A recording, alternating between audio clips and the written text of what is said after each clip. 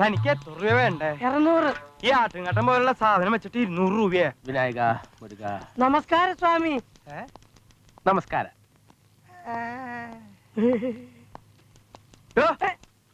തിമ്മയ്യൻ സ്ഥലത്തില്ലാത്തോണ്ടാണ് ഞാനിപ്പോ ഇത് എടുക്കുന്നത്.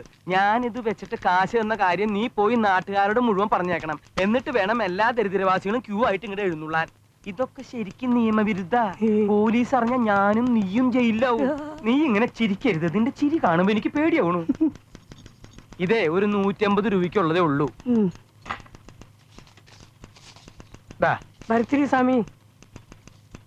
ഇങ്ങനെ ഉരച്ചെടുക്കണ സ്വർണത്തിന്റെ പാപമൊക്കെ എവിടെ കൊണ്ട് അനുഭവിച്ച് തീർക്കും ഭഗവാനെ. നിന്റെ മുഖത്തൊന്നല്ലല്ലോ ഞാൻ ഉരച്ചത്. ഞാൻ ഈ ബാങ്കിന്റെ മാനേജരാ. ഇവിടെ എന്തൊരക്കണം എത്ര ഉരക്കണം എന്ന് തീരുമാനിക്കുന്നത് ഞാനാ. നീ ഇങ്ങോട്ട് വന്നേ. ഞാൻ 100 വട്ടം ഹെഡ് ഓഫീസിലേക്ക് എഴുതിയതാ പിയൂന്റെ ഡ്രസ് വേണത്. നീ ആ കൈയൊക്കെ ഒന്ന് മടക്കി വെച്ചേ.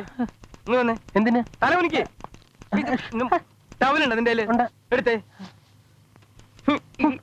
എത്രയും പൗഡർ ഒന്നും വേണ്ട. ഇവിടെ ഫാഷൻ പരോടൊന്നുമില്ല. നീ പോയ കാശ്മീർ എടുത്തിട്ട് വന്നേ. മാനേജർ ഏതാ പിയൂൺ ഏതാന്ന് കസ്റ്റമേഴ്സിന് തിരിച്ചറിയാൻ പറ്റാണ്ടായി. കൺഫ്യൂഷൻ. ഓ ഒറ്റയ്ക്ക് ഇരുന്നാണ്ട് പോയക്കല്ലേ. കർത്താവ് ആവശ്യത്തിനുള്ള പുക എടുത്തിട്ട് ബാക്കി ഉണ്ടെങ്കിൽ ഇവർക്ക് 2 ആൾക്ക് കൊടുത്താൽ മതി.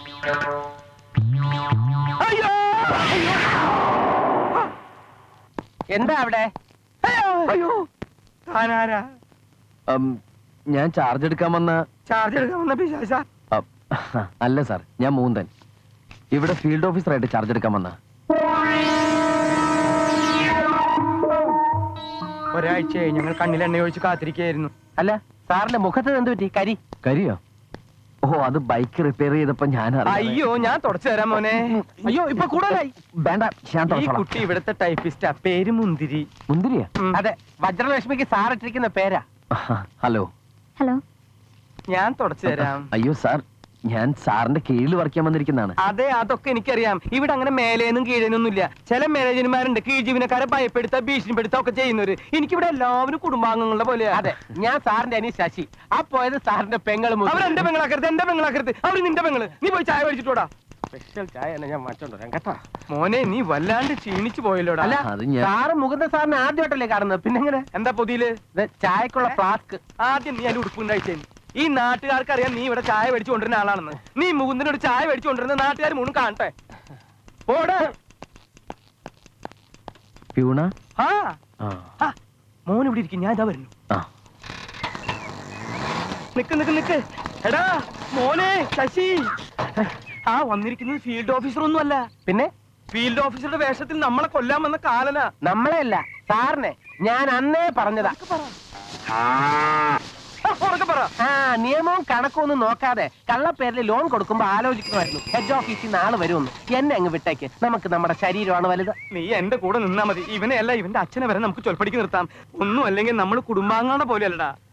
ശരി, അങ്ങനെയാണെങ്കിൽ സാറ് പോയി ചായ വാങ്ങിച്ചോണ്ടാ. എനിക്കൊരു മസാല ദോശ നല്ലപോലെ മൊരിയണമെന്ന് പറഞ്ഞേക്കെ. ചായ മേടിച്ചിട്ടോടാ, ചെല്ലടാ.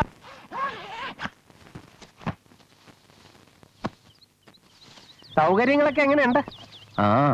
കുഴപ്പമില്ല. പക്ഷെ ഈ ഏരിയയില് പാമ്പുണ്ടെന്ന് കേട്ടിട്ടുണ്ട്. അയ്യോ, പേടിക്കാനൊന്നും ഇല്ലെന്ന്. മുറി ഇഷ്ടായ? ഞാനിവിടെ ആദ്യം മേനെ കെട്ടിരുന്ന സ്ഥല. അല്ല, അന്തോണി സാറെന്താ ഈ വേഷത്തില്? അതിപ്പോ ചേരയും പാമ്പൊന്നും അല്ലടാ. ചേര തിന്നണ നാട്ടിൽ ചെന്ന നടുക്കണ്ടം തിന്നണെന്ന് പറയില്ലേ? അപ്പൊ ഇവിടെ വേറെ ഫുഡൊന്നും കിട്ടില്ലേ? നാട് ഓടുമ്പോ നടുവേ ഓടണമെന്നൊരു പഴഞ്ചൊല്ലില്ലേ? അല്ലെങ്കിൽ സാറ് ഓടേണ്ടി വരും കേട്ടോ. എന്താ പറഞ്ഞേ? അല്ല, ഈ മോട്ടോർ സൈക്കിൾ ഇവിടെ ഇങ്ങനെ ഇരുന്ന മഴ കൊള്ളൂ സാറേ? എന്താ മഴ പെയ്യുമ്പോ മോട്ടോർ സൈക്കിൾ ഇങ്ങനെ ഓടി വന്ന് മുറ്റത്ത് നിൽക്കോ? അതില്ല, ഇവനായിട്ട് വലിയ കമ്പനി ഒന്നും വേണ്ട. മുറി ഇത്തിരി ചെറുതാണെങ്കിലും ഐശ്വര്യമുള്ളതാ. എനിക്കിങ്ങനെ ടെൻഷൻ വരുമ്പോ ഞാൻ എന്റെ ഭാര്യയെയും കൂട്ടി ഈ മുറിക്കകത്ത് വന്നിരുന്ന് മുഖത്തോട് മുഖം നോക്കി വെറുതെ ഇങ്ങനെ ഇരിക്കും. ഇങ്ങനെ വെറുതെ ഇരിക്കുന്ന കാര്യം പറഞ്ഞപ്പോഴാ ഓർത്തത് സാറിന് കുട്ടികളില്ല കേട്ടോ.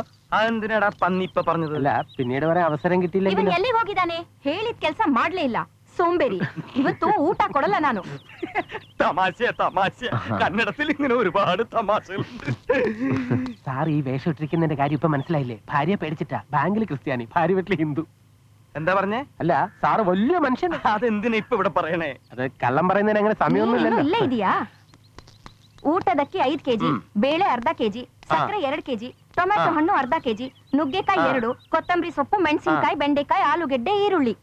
ഒക്കെ പോയി ഞാൻ മേടിച്ചിട്ട് വരാൻ നീലവ്വ. ആ ഇതെന്റെ ഭാര്യ നീലവ്വ. ഇവിടത്തെ പേരുകളൊക്കെ ഒരു പ്രത്യേക തരാ. നീലവ്വ, മുന്തിരി.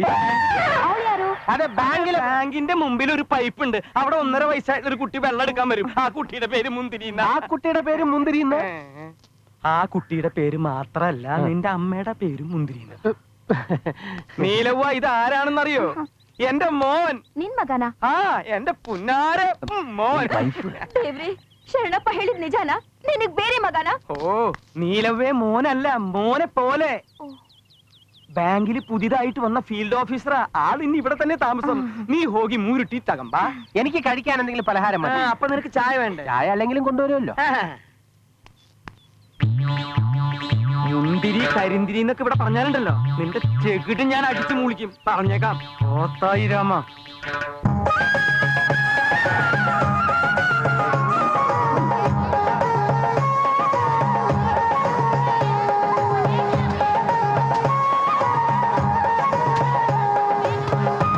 ഇതാണ് സർ ശ്രാവണഗിരി ചന്ത.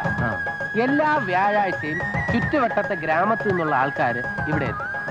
ഇത്രയും ചെറിയ ഒരു ഗ്രാമത്തില് ഇത്രയും വലിയൊരു ചന്തയൊന്നാവും സാർ ആലോചിക്കുന്നത്. ഇത് വ്യാഴാഴ്ചകളിൽ മാത്രമുള്ള ഒരു ഏർപ്പാടാ. അത് കഴിഞ്ഞാൽ സ്ഥലം കാലി. കേട്ടോ സാറേ, അമ്മയും പെങ്ങളും ഒഴിച്ച് ബാക്കി എന്തും ഇവിടെ കിട്ടും.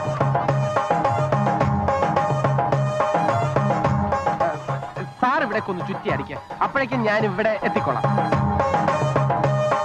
അമ്മയും പെങ്ങളെ ഒഴിച്ച് എന്തും കിട്ടുമെന്ന് പറഞ്ഞപ്പോ ഞാൻ ഇത്രയും കരുതിയില്ല. ഒന്ന് പോ സാറേ. വള ಎಷ್ಟು? അത് 2 രൂപ. ചേച്ചി, എനിക്ക് ഈ പൊട്ട് വേണം. ഇത് ಎಷ್ಟು? 5 രൂപ.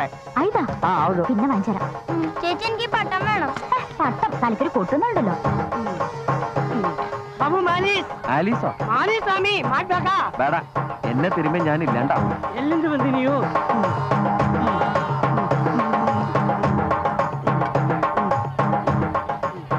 ಎಷ್ಟು? 10 രൂപ. 10 രൂപ.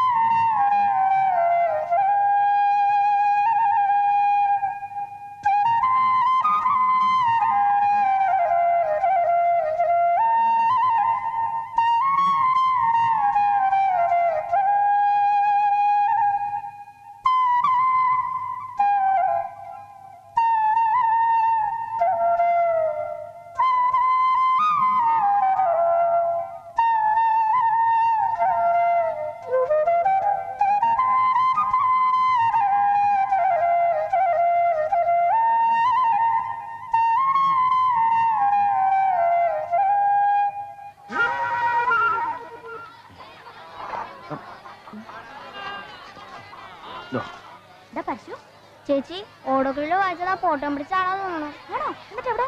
എന്നെ കണ്ടപ്പോ അങ്ങോട്ട് പോയി. എന്നാ എങ്ങനെ പോയെന്ന് നോക്ക്.